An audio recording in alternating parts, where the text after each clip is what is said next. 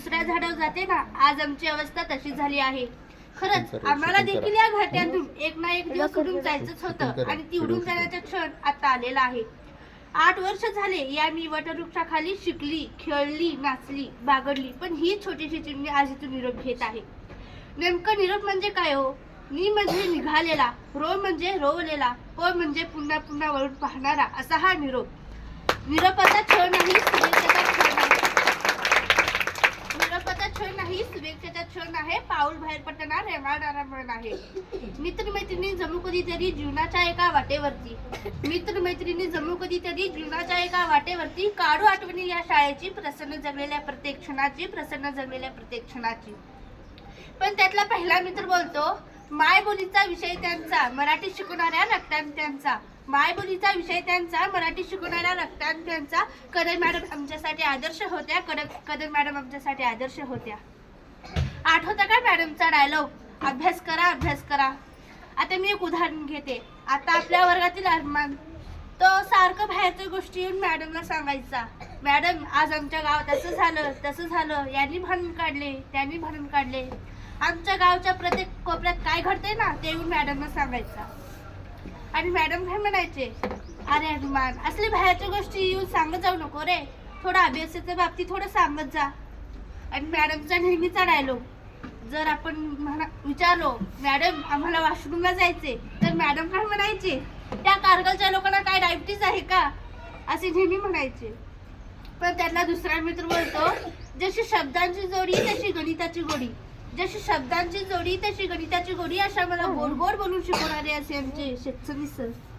खरंच शेतसन सर नेहमी मुलांना म्हणायचे, मुलांनी किती मनाने गणित सोडू द्या.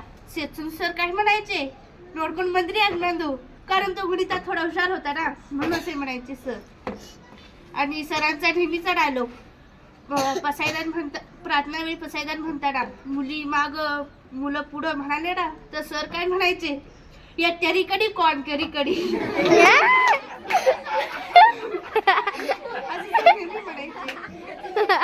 पण त्यांना तिसरा मित्र बोलतो, आठवा कोण राहिले, आठवा कोण राहिले, तेव्हा आठवले की चुंगीवड्या सरांना विसरले होते.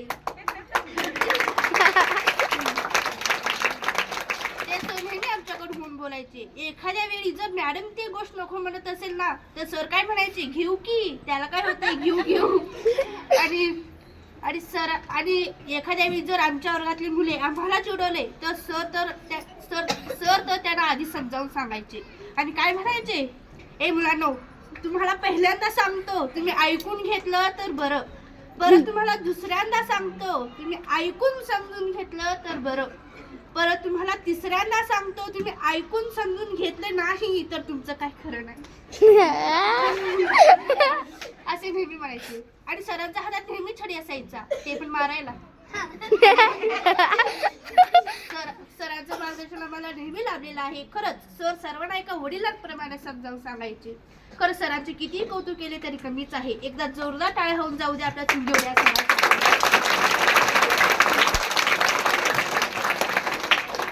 कलेचे ज्ञान असणारे आणि वक्तृत्वाची आवड असणारे, कलेचे ज्ञान असणारे, वक्तृत्वाची आवड असणारे असे आमचे साबळे सर. खरंच साबळे सरांचा सुद्धा मला नेहमी मार्गदर्शन लाभलेलं आहे. खरंच साबळे सर आमच्यासोबत नेहमी हसत खेळत असायचे. आणि सरांची पण एक डायलॉग होती, ज्यांचं अक्षर चांगलं नाही त्यांना काय म्हणायचे, सर तुम्हाला अजून जादूची कांडी भेटली नाही वाटतं, जादूची कांडी. याद आएंगे जो सारे पल जो आपके साथ बिताए थे, याद आएंगे जो सारे पल जो आपके साथ बिताए थे, कभी पढ़ाई के लिए तो कभी मस्ती के लिए, कभी पढ़ाई के लिए तो कभी मस्ती के लिए.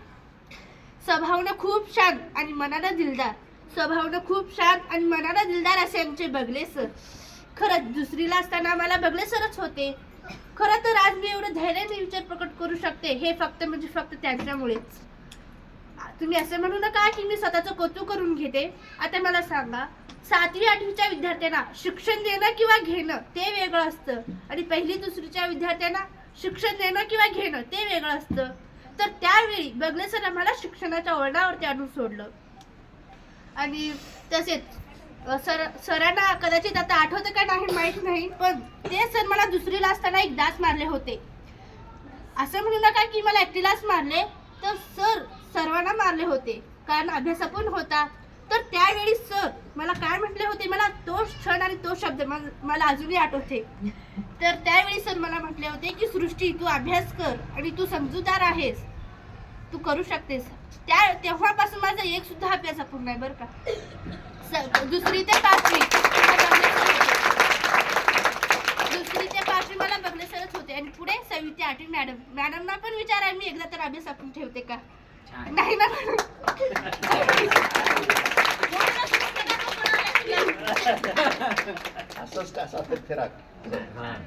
आणि सर्वांचे लाडके, सर्वांसोबत खेळीमेळी असणारे असे आमचे टेळे सर.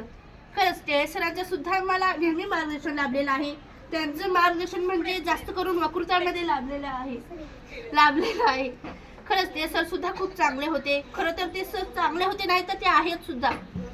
आणि सर्वांसोबत गोड गोड बोलणारे आणि सर्वांसोबत खेळमेळे असणारे असे आमचे हड्डे सर. कदाचित सर आज आले नाहीत, पण त्यांचं सुद्धा मार्गदर्शन आम्हाला नेहमी लाभलेलं आहे. जास्त करून त्यांचं मार्गदर्शन आम्हाला खेळामध्ये लाभलेलं आहे.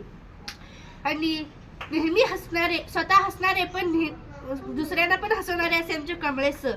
त्यांनी सुद्धा शाळेला आले नाही, पण त्यांचे देखील आम्हाला प्रत्येक गोष्टीत, प्रत्येक कार्यक्रमात मार्गदर्शन लाभलेलं आहे. त्याचप्रमाणे आमचे मुख्याध्यापक बुदाळे सर, ज्या दिवसापासून आमच्या शाळेला बुदाळे सर मुख्याध्यापक म्हणून लाभलेले आहेत, तेव्हापासून आमची शाळा एवढी नाही तर एवढी सुधारलेली आहे. खरंच येथील शिक्षकांचं मला मौलाचं मार्गदर्शन लाभलेलं आहे. जसं आम्ही पहिल्यांदा येताना किती आनंदाने आलो होतो, पण आज इथून जाताना आमचे डोळे भरून आले. जसं मुलगी मोठी झाल्यावर तिला परक्याचं धन म्हणून तिला दुसऱ्या घरी पाठवलं जातं, आज आमची अवस्था तशी झाली आहे. खरंच मी देवाला एकच प्रार्थना करेन की ह्या जन्मी काय तर पुढच्या जन्मी सुद्धा मला अशी शिक्षके मिळू दे. आणि मला अजून एक गोष्ट सांगावीशी वाटते. आम्ही 3 जण बेंचवर बसत होतो. तुझा हात इकडं का आला, तुझा हात इकडं का आला, तुझं दप्तर इकडं का आला. आणि आम्ही कर्कटने रेषा उडायचो. पण आम्हाला शेवटच्या दिवशी लक्षात आलं, बेंच तिथंच राहणार आहे, पण आम्हाला फक्त वरून सोडून जायचे. वाक्य छोटासा होता, पण आयुष्यभर मनावर कोरेल असं आहे. आणि त्याचप्रमाणे अजून एक गोष्ट सांगायची विसरले. आम्हाला आणि तुम्हाला रोज रोज खाऊ घालणारे असे आमच्या रेखा मावशी आणि राजेश्री मावशी, त्यांचे देखील मी खूप आभारी मानते. कारण त्यांचा सुद्धा प्रत्येक कार्यक्रमात, प्रत्येक गोष्टीत त्यांचा हातभार लागलेला असतो, म्हणून त्याचे खूप खूप आभारी आहे. आणि मला शेवटी एवढेसे म्हणावेसे वाटते, सहवास सुटला म्हणून सोबत सुटत नाही, नुसता निरोप दिल्याने नाते तुटत नाही. आणि ही छोटीशी शायरी ह्या सर्व शिक्षकांसाठी. जिंदगी के लिए जान चाहिए, जीने के लिए अरमान चाहिए. जिंदगी के लिए जान चाहिए, जीने के लिए अरमान चाहिए. मेरे प्यारे शिक्षकों, आपके चेहरे पे हमेशा मुस्कान चाहिए, हमेशा मुस्कान. एवढे बोलून मी थांबते. आणि माझ्याकडून काही बोलताना चुका झाल्यास तर तुमचेच विद्यार्थी म्हणून मला माफ करावे. एवढे बोलून मी माझे मनोगत संपविते. जय हिंद. धन्यवाद.